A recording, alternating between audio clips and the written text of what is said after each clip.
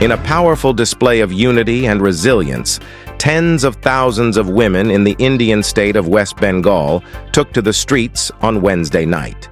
They were protesting the brutal rape and murder of a 31-year-old trainee doctor at a state-run hospital in Kolkata last week.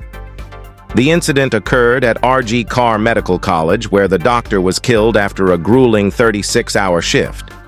She had fallen asleep in a seminar room due to the lack of a designated rest area. Her half-naked body, bearing extensive injuries, was discovered by her colleagues the following morning. A hospital volunteer worker has been arrested in connection with the crime.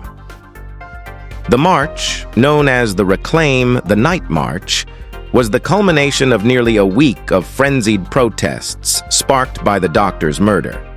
The movement began on social media, where women from all walks of life called for action and solidarity.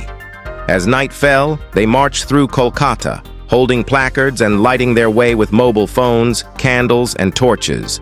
They were joined by men, both young and old, as they chanted for justice and carried the Indian flag. Despite the peaceful nature of most protests, there were reports of clashes between the police and a small group of unidentified men who barged into RG Kar Hospital and ransacked the emergency department. Police responded by firing tear gas to disperse the crowd, and some police vehicles were damaged in the ensuing chaos. Smaller protests were also held in other Indian cities, including Delhi, Hyderabad, Mumbai, and Pune, highlighting the national outrage over the incident.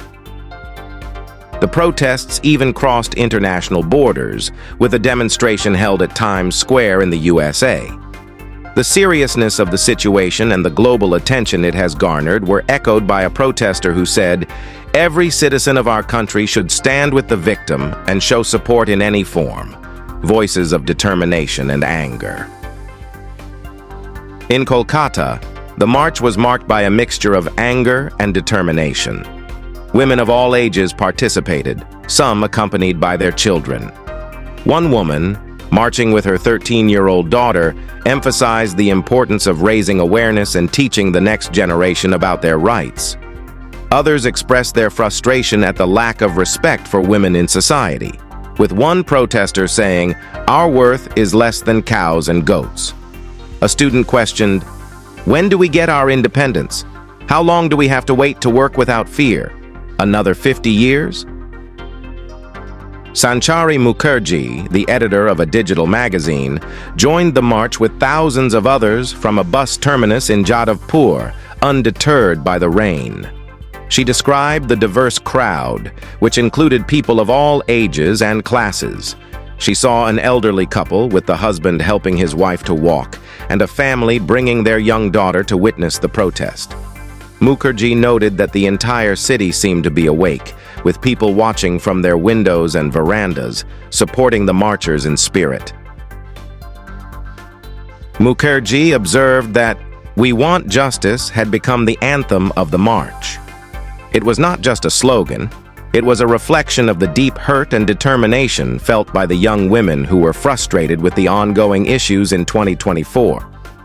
The streets were gridlocked late at night, forcing Mukherjee to walk a few miles to join the march. She was instantly swept up in a sea of people, all sharing a stoic determination to create a symbol for the times to come. The protests were fueled by anger over the local authorities' handling of the case.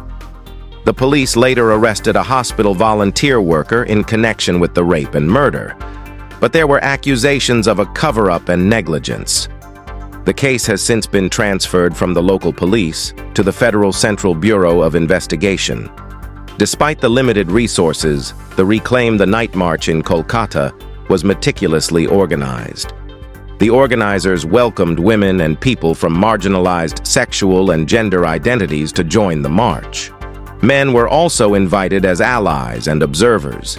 They emphasized that politicians were not welcome and no party flags were allowed, ensuring that the focus remained on the cause. This was not the first time a Reclaim the Night March had been held in India.